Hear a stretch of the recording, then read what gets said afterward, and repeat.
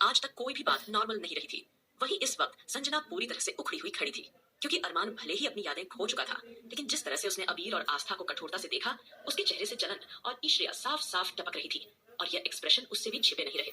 वह मन ही मन चिल्ला रही थी, न जाने इसमें ऐसा क्या है। पता नहीं ये लोगों पर ऐसा कौन सा काला जादू कर देती है कि हर कोई इसे अपने करीब देखना चाहता है। लेकिन अब और नहीं, इस बार मैं तुम्हें अरमान सिंघानिया की जिंदगी में वापस नहीं आने दूंगी।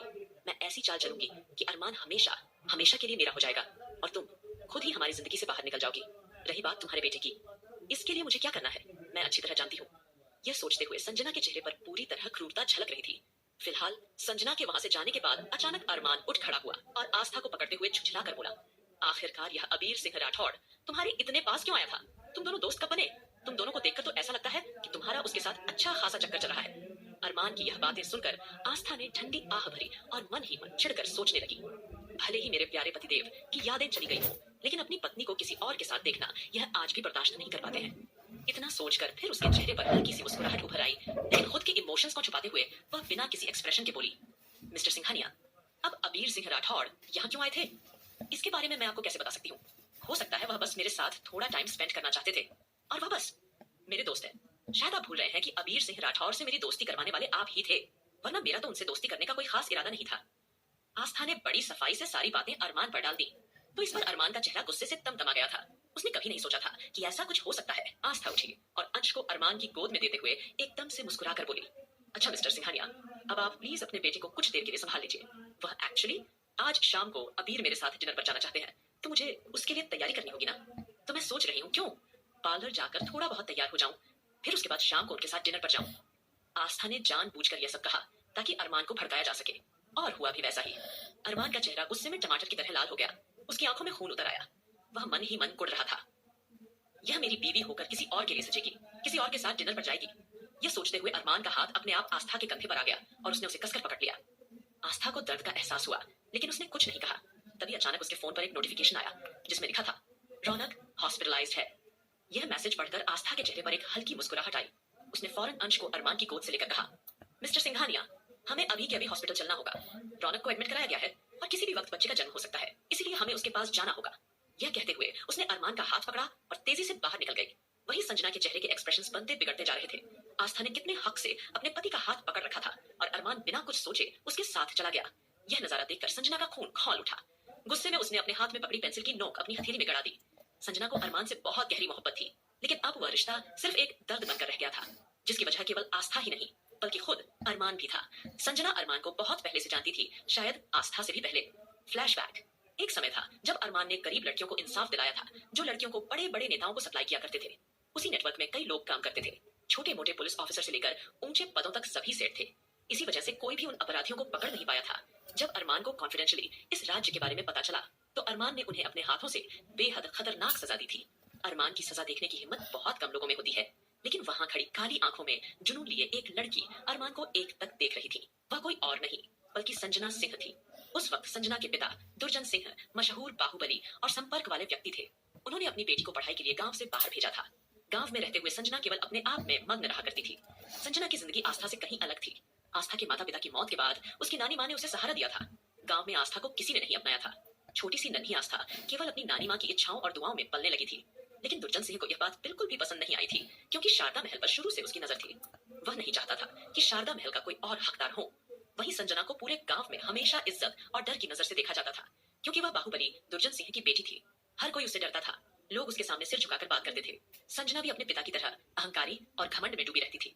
वह जिसे चाहती उसके साथ खेला करती, बच्चों की तरह नहीं बल्कि अपने घमंड के नशे में किसी की भी जिंदगी बिगाड़ सकती थी। संजना पढ़ाई में बहुत अच्छी नहीं थी, जबकि उसकी हम उम्र आस्था बिल्कुल उलट, बेहद नरम दिल और पढ़ाई में अव्वल थी। वह सबकी मदद करती थी। धीरे धीरे नन्ही आस्था ने पूरे गांव के दिलों में अपने लिए प्यार पैदा कर लिया था। लेकिन संजना से सब डरने लगे थे। जब संजना और आस्था दोनों करीब 8 साल की थी, तब गांव की पाठशाला में आस्था बहुत अच्छे नंबरों से पास हुई थी, लेकिन उस समय संजना फेल हो गई थी। पूरे गांव में उसकी हंसी उड़ाई गई, मगर उसके सामने हंसने की हिम्मत किसी में नहीं थी। उसी दिन से संजना को आस्था से और भी ज्यादा नफरत हो गई थी।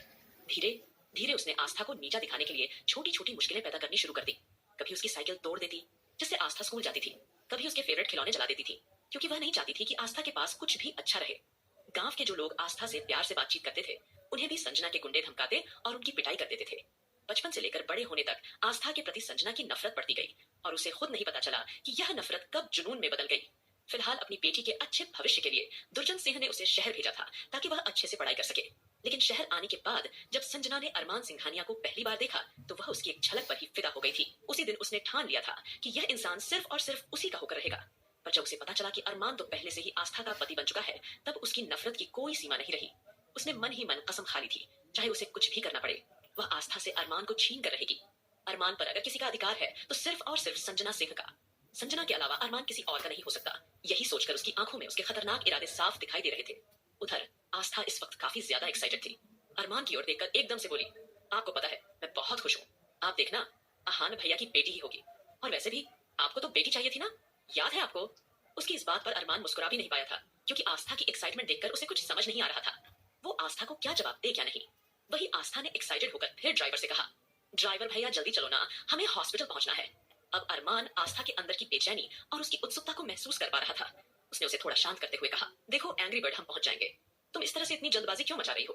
और वैसे भी ये कार है, कोई एरोप्लेन नहीं। कभी एरोप्लेन में बैठी भी हो तुम? देखा भी है तुमने एरोप्लेन? अब जैसे ही अरमान ने यह पूछा तो वैसे ही आस्था थोड़ा सा शांत हो गई थी, क्योंकि सच तो यह था कि उसका अरमान से बहस करने का बिल्कुल भी इरादा नहीं था।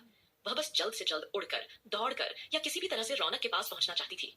फिलहाल पूरा का पूरा ग्रुप अब सीधा हॉस्पिटल की ओर रवाना हो चुका था।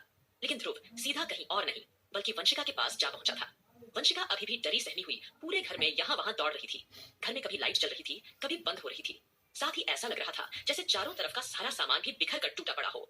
अब वंशिका डरते घबराते हुए चारों तरफ प्रोफेसर को आवाजें लगा रही थी। प्रोफेसर, प्रोफेसर प्रशांत, बाबा आप कहाँ हैं? लेकिन प्रोफेसर प्रशांत का कहीं से भी कुछ पता नहीं चल पा रहा था। तभी अचानक वंशिका के दिमाग में सिगरेट लैब का ख्याल आया। उसे लगा, कहीं प्रोफेसर वहां तो नहीं है? देर न करते हुए उसने फटाफट लैब का दरवाजा खोला और जैसे ही वह अंदर आई, उसकी आंखें डर और हैरानी से बड़ी हो गईं। घायल अवस्था में प्रोफेसर प्रशांत उसके सामने पड़े हुए थे। पूरी की पूरी लैब को पूरी तरह से तोड़ फोड़ कर रखा गया था। प्रोफेसर साहब की ऐसी हालत देखकर वंशिका का दिल तड़प उठा। वह पूरी तरह से गमगीन और सदमे में थी। उसने जोर से एक चीख मार दी, लेकिन ठीक उसी वक्त उसे एहसास हुआ मानो जैसे उसके पीछे कोई शख्स मौजूद हो। वंशिका और ज्यादा डर गई। उसने जल्दी से अपने हाथ में एक डंडा उठा लिया ताकि जो भी वहां हो वह उसका मुकाबला बहादुरी से कर सके। लेकिन जैसे ही उसकी नजर सामने वाले शख्स पर पड़ी, वैसे ही उसने सामने से आते हुए इंसान का चेहरा देखा जिसके हाथ में बंदूक थी। उसे देखते ही वंशिका का डर अचानक गायब हो गया। देर न करते हुए वह दौड़कर उस इंसान से लिपट गई, क्योंकि वह शख्स कोई और नहीं बल्कि ध्रुव था। ध्रुव मौका मिलते ही वहां पहुंच चुका था। आखिर वह अपनी बीवी को इस तरह मुसीबत में कैसे छोड़ सकता था? अब ध्रुव के आने पर वंशिका फूट पड़ी। ध्रुव देखो ना, ये सब क्या हो गया है? और प्रोफेसर बाबा, देखो बाबा के साथ क्या किया गया है। आखिर ये लोग कौन है जिन्होंने ये सब किया? तभी ध्रुव ने जल्दी से आगे बढ़कर प्रोफेसर प्रशांत को चेक किया और उन्हें ध्यान से देखने लगा। आगे क्या